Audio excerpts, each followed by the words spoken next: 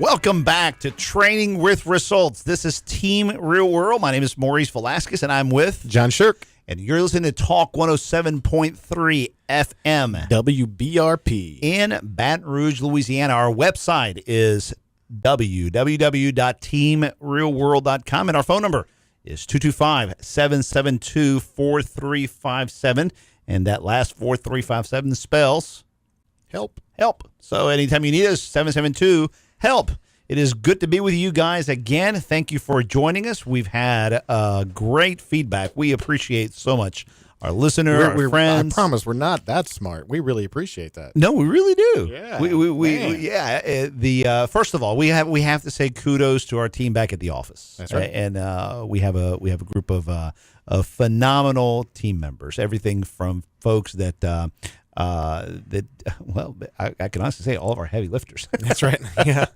Both literally and figuratively. You and I get to do radio shows. Yeah. They are awesome. We are nothing without our team. Yep.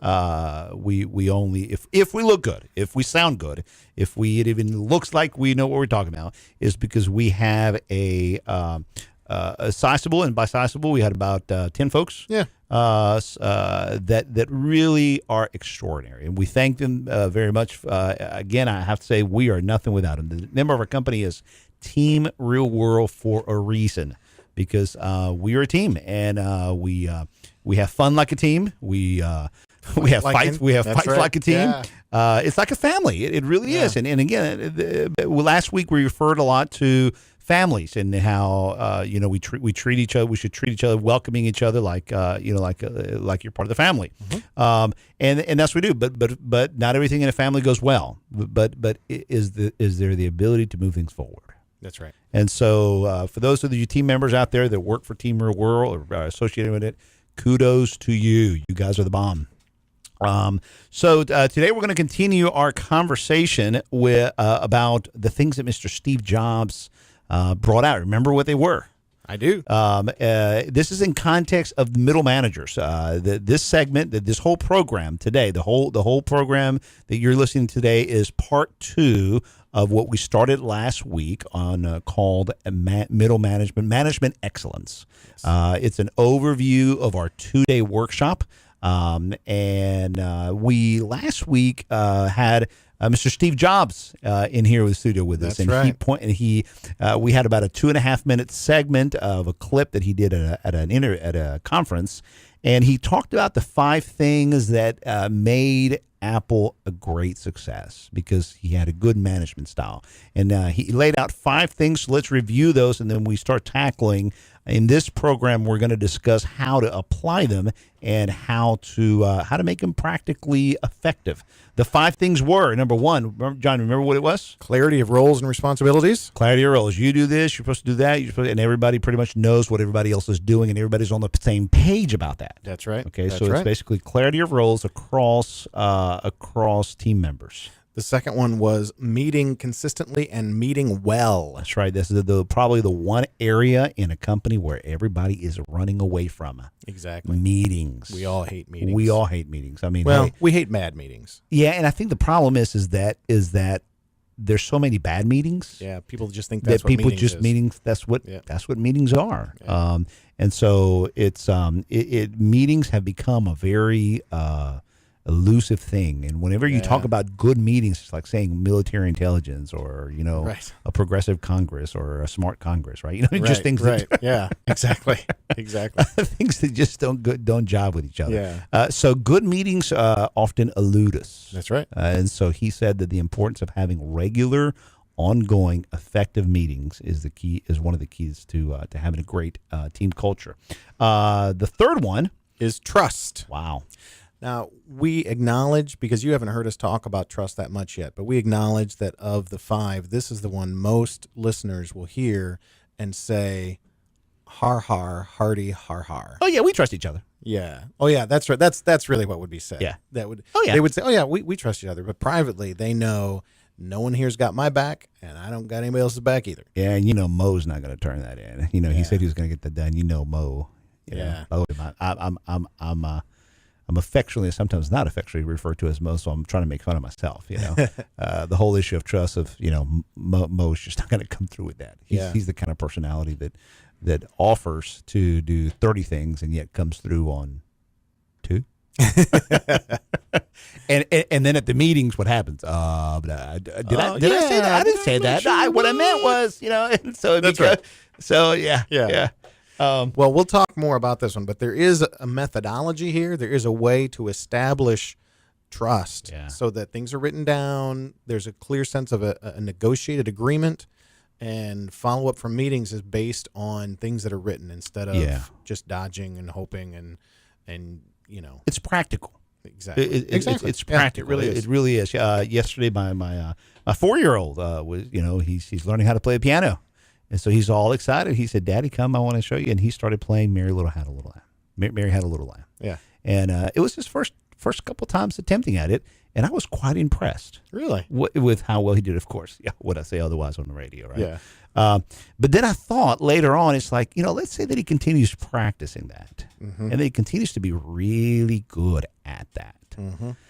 At the end of the day, it's just getting good at the basics and practicing the basics all over again. You know what I'm saying? Yeah. What's the difference between Tiger Woods and all the other players? Now, there is some natural talent, Yeah. okay? But even the interviews that he's given, he practices twice the amount that his competitors. Absolutely. And while they're usually spending more times in tournaments, he's spending more time where?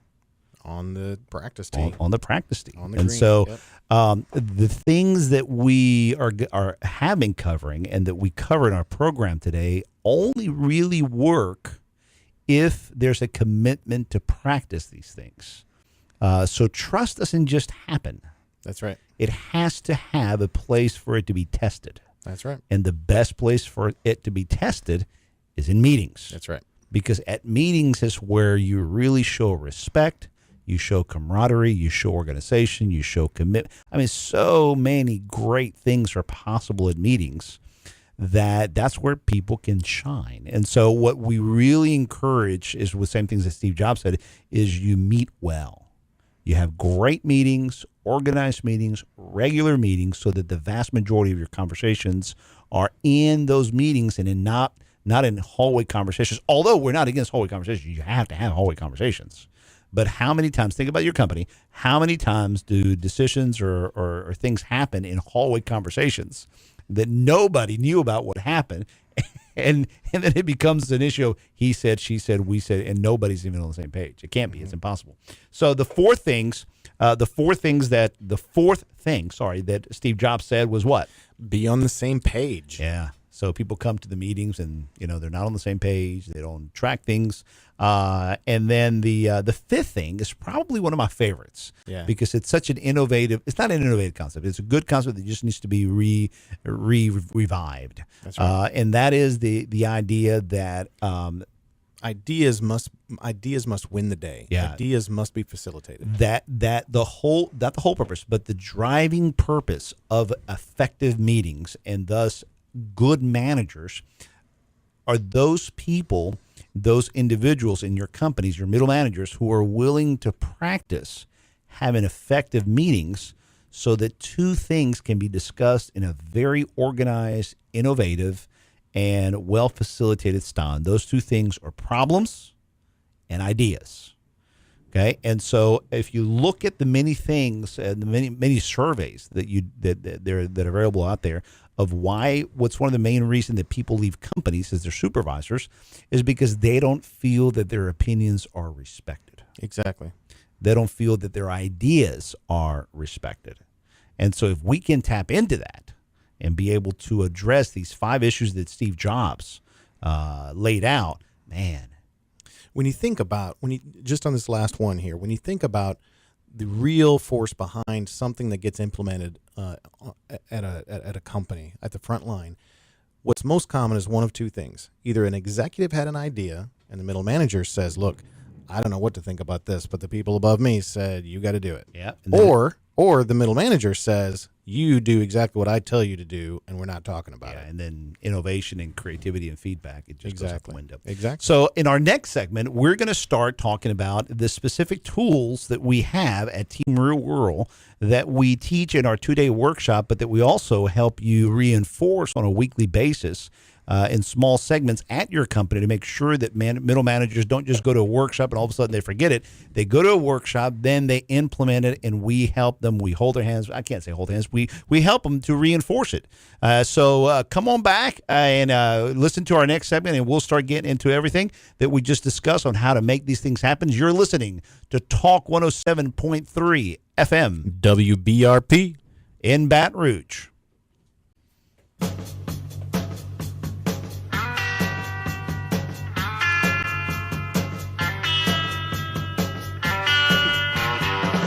Welcome back to Training with Results. This is Team Real World. I am Maurice Velasquez, I'm John Shirk. and you're listening to Talk 107.3 FM. WBRP. Team Real World, we specialize in working with companies to create alignment and productivity. Basically, our slogan is real problems, real solutions, real fun. And our website is www.teamrealworld.com, and our phone number is 225-772-4357. Let's continue. All right. Let's continue our discussion of how do we make these things happen. So if you're on a long trip and or kind of you've been listening to us, this is a good moment to tune in and say, okay, here we are. We talked about the problems of not being aligned, and we've talked about the general concept of what it means to be aligned. Then we've talked about the major 5 areas that Steve Jobs laid out, but then how do you do this? That's right. How Yes. do you apply this? Yes, but how? Yes, but how? Okay, so y'all, here it is. I'm sorry, we want to have a clip for a drum roll. Okay, so if you do a drum roll, this is where we start laying out for you what we endearly call the tools for success. These are the tools that we work with managers and make sure they become very good at through a repeated reinforcement approach to become very good at using all the tools we're going to be talking about. That's right. That's right. So let's get Our basic approach is not that everything can be laid out like a script and you do it exactly our way like a script. We do think there's a certain set of tools you can use to build anything. I think like a doctor. Yeah. Like a carpenter. You Exactly. have sets of tools, sets of knowledge, and depending on the operation, depending on the patient, depending on the situation, you pull out the right tools at the right time and you build a different house depending on the need. So the idea is to master the tools, and one of those tools is to be able to dissect what the situation is and know what tool to pull out. Exactly. Okay, but so our tools are very generic as far as how to use them, but we know how to like a hammer. That's right. You could say, well, yeah, you can use a hammer for this, or you can use a hammer for that. Yeah, but what can you build with a hammer? Right. I mean, what can't you build with a hammer? You know what I'm saying? Right. And so it's the same thing. Although the tools are sometimes generic, man, what you can do with those tools is extremely surgical. Yeah. You know, very powerful. So let's get started. Okay. All right. We talked about the number one issue. I keep saying number one. Everything's number one to me, right? I'm that personality. Okay. And this is the greatest show I've ever seen. Okay. All right. So the one of the biggest elements of what Steve Jobs said, which we very much agree with, is the area of bad meetings. In other words, let's turn this around. One of the greatest tools that you have at your disposal in your company is the ability to have effectively good meetings on a regular basis. That's right. On a rhythm. On a rhythm. Can I describe what a bad meeting sounds like? Yeah, but Maurice? can I ask you a question? You Sure. just threw something out there. Okay, we talked about it earlier, but we didn't rhythm. Oh yeah. In other words, if we say we're going to meet on Tuesdays at 2:00, then at the end of that meeting, we don't have to sit there and wonder when the next follow-up meeting is, because we know That's that it's right. what? It's next Tuesday. It's Tuesday at That's 2 right. o'clock. That's right. Now, not every meeting needs to have a rhythm or needs to have the same rhythm. Sometimes you just need to have spontaneous meeting and it takes care of itself right there. But generally speaking, a good meeting usually needs a follow-up meeting. That's right. And then that meeting needs a follow-up meeting, whether it's weekly. Sometimes the issue requires that you meet twice a week about it. Fine, but don't leave that meeting without confirming that you're going to create the rhythm for the next meeting. right. Otherwise, that meeting has just fallen apart. It's fallen apart before you even leave the room. That's right. I heard someone say at a conference a number of years ago that one reason one can see the success of Christianity over 2,000 years is that Sunday comes with alarming regularity. Exactly. And we know what's interesting. I appreciate you mentioning it because earlier in the year, me and my kids were talking about that, okay? And we actually looked into the fact that early in Christianity, that became the issue. Really? The weekly meeting? They basically said Sundays at 10 o'clock worldwide. You know, because they were having so many issues, they decided to do that. Okay. Well, look at the impact that that's had. But if you look at great organizations, okay, great movements, or even bad movements, let's just say that. Yeah. Okay. You just look at organized stuff. Yep. You know what I'm saying? Yep. That really works at the heart of it, at the mechanic level, is what? Organization. A routine. There is rhythm. a routine. Now, whether it actually is beneficial for mankind or whether it's beneficial for the company, that's got something totally different with what's done in those regular meetings. Right. But the fact that a regular meeting happens on a regular basis, That's right. that at least you give those issues a surviving chance. Because a lot of your employees, listen, executives, hope you're listening here, okay, middle managers, a lot of your team members want to know, where do I bring my ideas? That's right. How are decisions being made here? Okay, and if they don't know where to go to, or they don't know how this happens, then those ideas are going to get lost, and they're going to be converted into, just like the body turns fat, turns your food into fat, and if you have too much of it, it becomes bad for your health. When you have a lot of ideas that don't go anywhere, it creates baggage, and that baggage becomes your rumorville. That's right. Your gossip, the thing that you want to stay away from, whereas in fact, that's where the best things are, because it's where your ideas usually go to. And if you can think about all those ideas being in the mind of all those frontliners, and all of those frontliners spending all that time doing all that frontline work, what is on their mind if they don't have somewhere to talk about those ideas? What's on their mind is, why do I have to do it this way? Right. It would be so much easier if I could do it the way I know I could do it. Right. But if they'd have nowhere to talk about it, the natural fruit of it is a disengagement at the point of task and at the point of execution. Right. So we're going to talk about 3 tools. I'm fairly confident we're going to cover 2 of them today. The next one will start next week. One of them is called DISC. Now, I know, I can just see people rolling their eyes out there. I mean, DISC is so popular, is it not? Oh, yes. I mean, our company could be called Team Disc. Or better yet, what company do you work for? Disc. Okay, that's how much DISC is a part of everything we do. Yeah. I mean, we had a client one time say, look, we love your program, but we just don't want to use DISC. And we tried, and it flopped. Yeah. Because you can't. It's kind of like saying, look, I really love the car, but I don't want to put any gas in it. Yeah. I really like to do some management training, but I want to leave people out of the whole process. Yeah, it is. So what happens is we talk to people and say, oh, yeah, we took that DISC program. I was at a marriage retreat. Exactly. I was at some conference, and can't you get those you get those free on the internet. Free, yeah. You get those free on the internet, and oh yeah, my kid did that, and everybo's been right. DISC. It's almost like they've been inoculated. Exactly. It's like, oh yeah, I think I'm a D. You know, and I used to say, well, if you have to think about it like that, you're not a D. Not. I can tell you're probably most definitely an I. Okay, because D's usually say, yeah, I'm a D. What's it to you? That's right. That's right. Are we still having this conversation? Right. Because I got something to do. The C's are the ones who go, yeah, we took that before. I'm a number 4733. That's right. Because they're so my exact scores were. Yes. Yeah. And if you're an S, they pretty much have the folder with them, and they can show it to you. That's right. So I know you just heard us say that one of the most important tools to use is DISC. We know that 9 out of 10 of you out there in audience, you've already taken it before. Okay, that's not the problem. Okay, the problem is the second question we normally ask: how's that been working for you? That's right.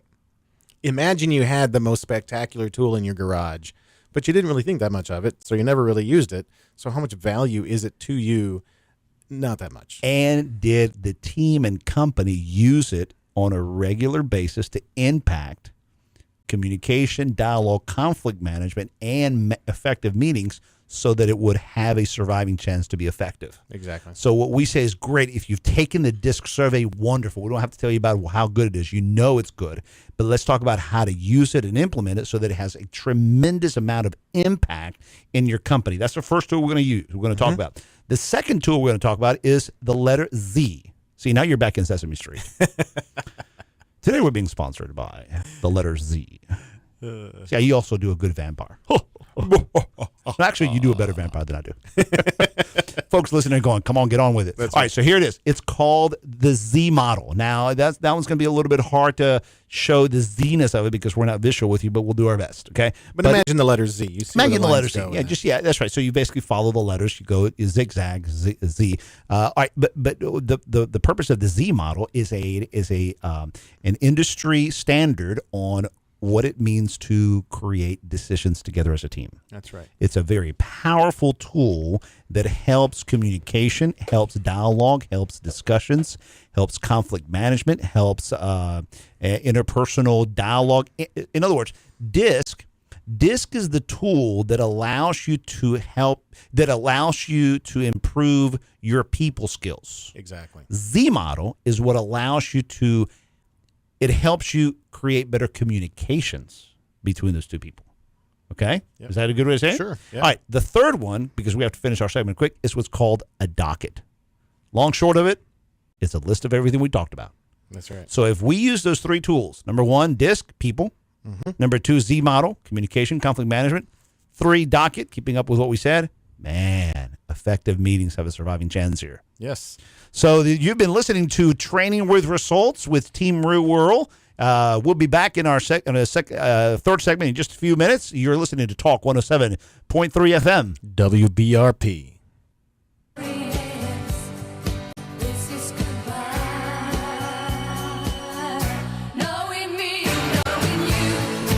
I know. You don't want me to sing, but man, it's so hard. I knew ABBA was coming. I'm sitting going, okay, how do I dance while I'm recording this next segment? Oh, I just watched my business partner singing ABBA, and I can't unsee what I just saw. And of course, our producer over here is laughing his head off. Going, I cannot believe I just saw. Yeah, Trey, you have some blame in this. I think yes, you did. But man, thank you pulling ABBA here. That was awesome. Knowing me, knowing you. That's what DISC is all about. That's right. Yeah. Now, of course, that's about all the lyrics that I know. You know, I kill them all. Anyway, sorry I forgot to give my intro to segments. Let's even try that again. Welcome back to Training with Results. We're having way too much fun with Team Real World. I'm Maurice Velasquez. I'm John Shirk. And you're listening to 107.3 FM. WBRP. In Baton Rouge. It is a great pleasure to be with you, buddy. Let us give you our website is www.teamrealworld.com, and our phone number is 225-772-4357. We're all about helping companies address real problems with real solutions and making it really fun in the process. Hopefully you're getting a feel for that, and not only basically that we're getting here, we just really enjoy working with each other. We enjoy working with our team. Our team is everything. Hey, folks like Trey, our producers here, we're so dependent because we really encourage managers to really recognize on a regular basis their team members. That's right. Also, we want to send out kudos and special thanks to our great friends at Guarantee Broadcasting. They're wonderful. They love working with them. They've been a great resource for us, and we enjoy working with them. And they actually use a lot of our tools. That's right. We're working with a lot, and so we'll talk about later about some of our clients and who we work and some of our referrals. And so let's continue where we were. We started, of course, singing all about ABBA. Knowing me, knowing you. See, that even sounded way too much on purpose. All right, so DISC is all about knowing me, knowing you, but really, how does that apply to a business meeting? How does it apply to work? If we can't find a business connection that's relevant and real and long-lasting, then all we're doing is really just taking up your time. We're not trying to do that. All right. What we need to be able to do is take these tools and really apply them. So what happens is we look at business meetings, we look at interpersonal connections, interpersonal conversations that happen in the hallway, at meetings, official, unofficial meetings, spontaneous, or formal meetings, whatever the case is. Meetings break apart a lot.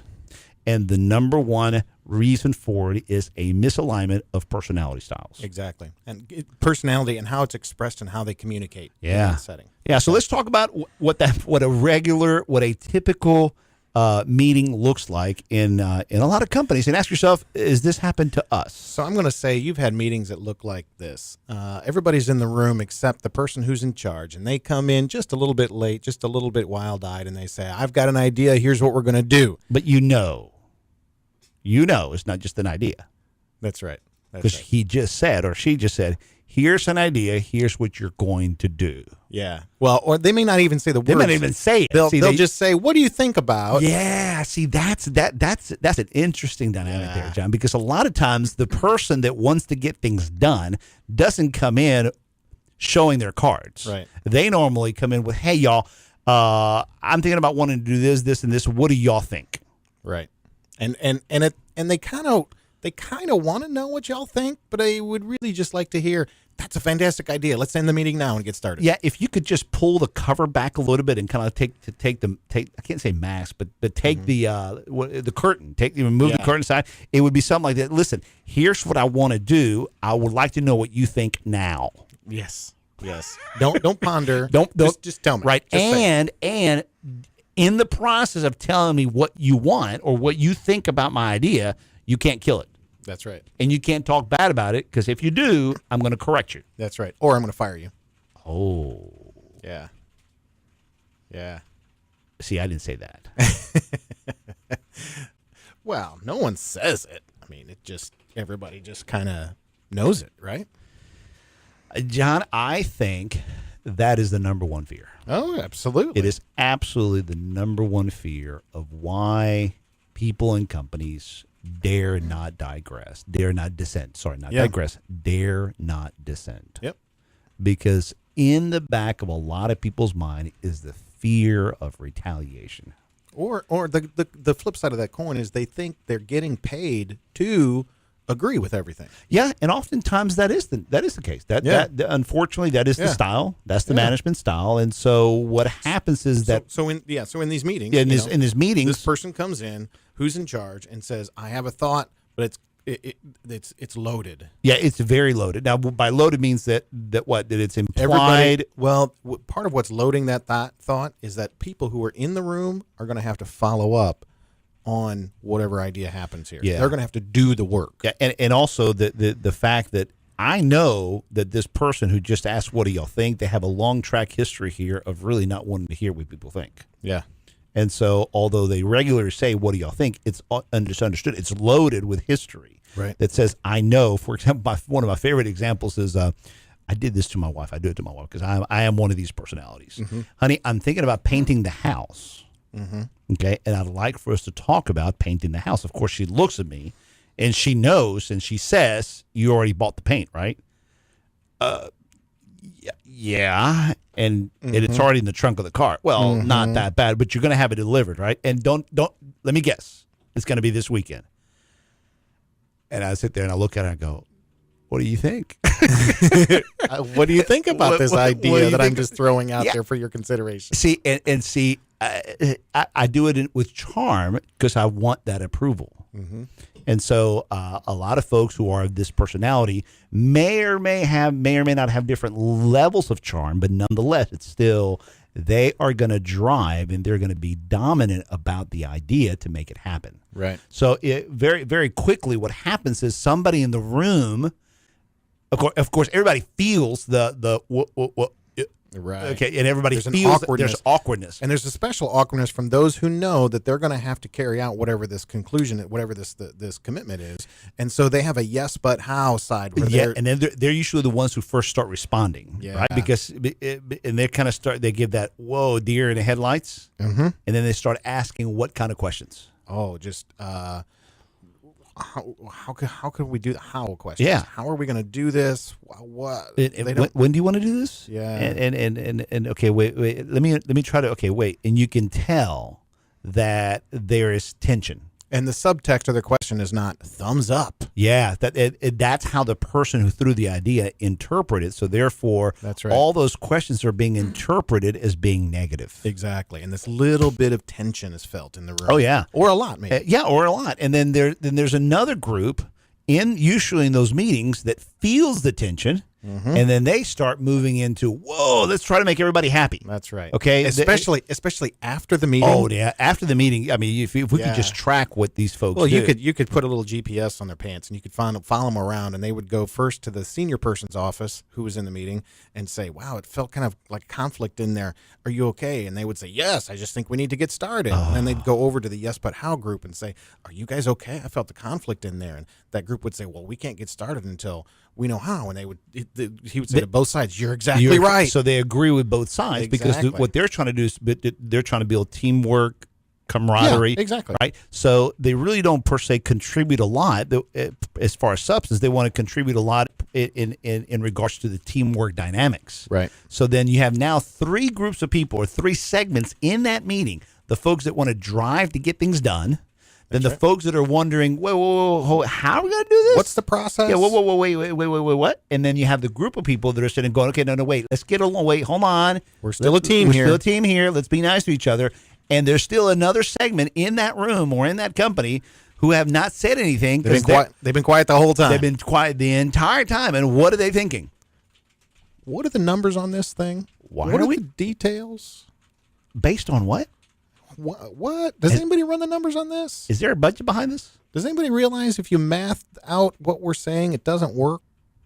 So let's summarize. Okay. The person that really wants to drive things to get things done, that is the dominant. The dominant person. The person that kind of wants to slow things down and say, whoa, wait, hold on. That would be the S. The steady Steady personality. And then the one who says, wait, I want to make sure we're working as a team and we're getting along, that would be the I, the influential. That's right. And then the one who's very detail specifics oriented, he's the C, this conscientious one. So there's a place and a time for everybody to contribute. So the key in knowing how to use DISC is to tie it in with what we're going to cover in our next segment, the Z model, because there's a right place and a right time for each personality to bring what they're good at and help facilitate the meeting to be more productive. Exactly. So we highly encourage you. Everyone has to be surveyed. If you and as you're bringing folks on board, the last 2-3 candidates, you got to get them surveyed. Everyone has to be DISC. Okay, we'll be right back. You're listening to Talk 107.3 FM, WBRP in Baton Rouge.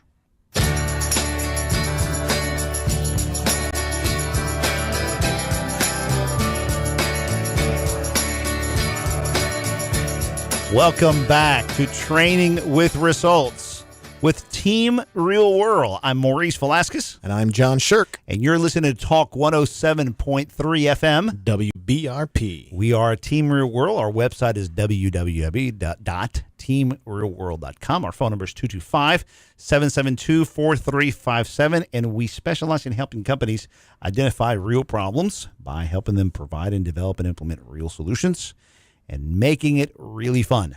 So we're talking about, we just finished talking about DISC. That's right. And now we're going to move into the next tool would be the Z model.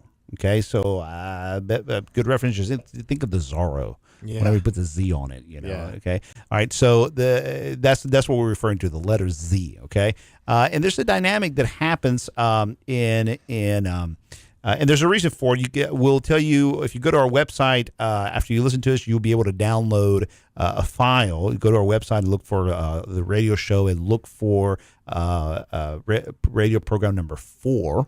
And you'll be able to download the page that goes along with this program. And you'll find the diagram there about the Z model, and it'll probably give you a better idea why it means the Z model. But That's right. What happens is, we talked about earlier, every personality has strengths and values. And the doers, the drivers, they want to make sure, like the song says, try to see it my way, man. Yeah. Come on. We got to get things done. Their job in life is to do things, is to execute things, right? Mm-hmm. So they normally want to move to execution. Well, let's not spend so much time talking about this. Right. Then the other personality, the one who basically says, okay, no, hold on, we've got to figure out why, how. They want to know more how. They're wanting to find out a lot about how we actually get this things done. So they tend to be more process driven, and there's a place for that, isn't there, John? Absolutely. Yeah. If an idea is not developed into a better idea, then There's a bunch of things. First of all, there's a missing efficiency, but that process of making it a better idea allows the whole team to own it together. So the first person wants to go from what we would call a moment of creativity. Mm-hmm. They want to move it to execute. That's right. Right? I have an idea. Let's get started. Let's execute it. Then Yep. the second person, the S personality, Mm-hmm. they want to move to a level of refining. That's right. Right? But they usually refine from a negative side. Right. When the first person, the drivers, they tend to want to hear more thumbs up kind of thing. Look, I didn't ask you to kill it. I wanted you to, Right. tell me some good things about it. But the steady person usually moves into a negative That's posture. right. And the conscientious person does too. Yeah, the conscientious, the detail folks. So then you have the folks that are the I's, the ones that are influential. They tend to stay away from refining. Right. So you have the D's that are creating and they want to go to execute. Yep. You have the S's, okay, that are refiners, and they're asking lots of what appears to be negative questions. Right. Then you have your I's, your influential folks, and they hate to go to refining because they find that too negative. They want to talk about how great every idea is. Yeah, they're thumbs up all through the meeting. Because they do see and they try to find the value. They try to validate everybody. Right. And it is a real conscience validation. They're not just trying to be hokey pokey or softy or mushy. They really are trying to validate everybody's ideas. Yeah. And they're not very open to moving the conversation to refining, to the negative side of And things. they really understand one dynamic of execution, which is if everybody feels good about this idea, it's going to work better than if everybody feels bad about it. Exactly. So really, they are trying to create a real sense of an environment. Right. Oftentimes in our workshops, people say, "Yeah, but that stuff it seems facade. It seems fake." And we say, "Okay, well, let me ask you this: when was the last time you took a trip to Disney World and didn't turn on the air conditioner?" That's right. Yeah. Okay. And right now, you and I are sitting in a very comfortable studio. Why? There's So- fake air being pumped in here. That's right. Okay, and we're sitting under fake lights. Okay, Yep. so of course the ideal thing would be sit outside, natural sunlight, natural light. But that's not the life. That's the life is that you the shocks in the car. Okay, the music in the car that doesn't per se make it better, but it just makes it more enjoyable. So Right. the I personality is trying to create an environment where things can be more enjoyable. That's right. So there's a place for that, okay? And then there's a place for the D person, so the C personality, the conscientious detail person, to go to an even deeper level than the steady personality to discuss the real nuts and bolts of the refining process. Right. These people pull out spreadsheets. They ask questions about numbers, and they ask about dates and details, and we have 2 weeks and this takes 15 days and this, Right. They ask those kind of questions. So what we're basically saying, isn't it, John, that every idea, every problem, every issue has to have a moment of creativity. Yep. And every discussion has to have a moment of validation. Yep. Every moment has to have a moment. Every decision, every discussion has to have a moment of refining. That's right. And every discussion has to have a moment in which we make decisions and execute things. Right. Or choose not to. Or choose Right. not to. Or the decision may be, let's go find out some more data. Yeah. Or let's think about it later. That may be the decision for now. Right. But each one of us, because we are the personalities that we are, we tend to only like two of those faces. Yeah. In other words, the dominant personality, they normally like to go from creation to execution. Let's get started. And they don't want to hit it. Fine if you validate me or thumbs up, just do it. Right. And they don't want to get into refining. Yeah. They want to refine by getting started. They get it started. If it goes that way, they get it started. It's not quite right, so they kind of That's right. restart it, and then they kind of restart it again and again, and pretty soon they have it right. They like the risk of fixing problems later, which drives the refiners crazy. Right. Because the refiners, they want to refine. Yes. Okay. So because they want to refine, they don't want to spend a whole lot of time in the thumbs up area because they're afraid that if we spend too much time in the thumbs up area, we're going to go straight to execution. Right. So that's why you got to Z model your way over here to the refining side. And again, if you notice, if you download the page and you'll see the diagram. But the refiners, the S's and the C's, they like to start and not at creating and not at advancing and validating. They want to start at refining. They want to refine everything, and they want to stay there. The difference between the S's and the C's is the S's, after a little push back and forth, they'll go to the thumbs and say, okay, fine. Yep. All right, let's do it. But there's no real buy-in. Right. Whereas the C's basically don't find. They go, hey, do what you need to do, but I'm not behind That's this. right. The C's have no problem being the last person on shore while the ship goes away. Because they know we didn't really refine this idea. We just simply pushed it to execution. All along, the I's, the influentials, the happy-go-lucky, the woohoo folks, they're trying to validate everything. So right. the idea is this, is to be able to teach employees, to be able to teach managers how to create a conversation at meetings so that every discussion goes this way. Ready? Every discussion starts at creating an idea. A clear idea. A clear idea. So there needs to be a lot of questions that need to be asked about the ideas before anybody can talk anything negative about it. That's right. That's where, this is where the rubber meets the road here. That's where those of us, I'm one of these guys who's a refiner, gets scared because I'm afraid if I give thumbs up to anything, we're going to get started. And I haven't had a chance to refine this idea yet. So whenever ideas get thrown out, proposals, nobody can move into negative stuff. Nobody. Why? Because everybody is at creation mode. Amazingly, what happens when this affirmation is given to the idea, to the person who brought the idea, to both, really? Yeah. There's this thing that happens where the person who brings the idea begins to be separated from the idea, and now the idea itself can be dealt with instead of whose idea is it and how am I impacting this person if we refine this idea. Right. They've been now affirmed, and the idea can now live in itself or die as it needs to. The key thing is making sure the managers know how to facilitate a meeting so that everybody's in the right phase at the right time. Exactly. Okay,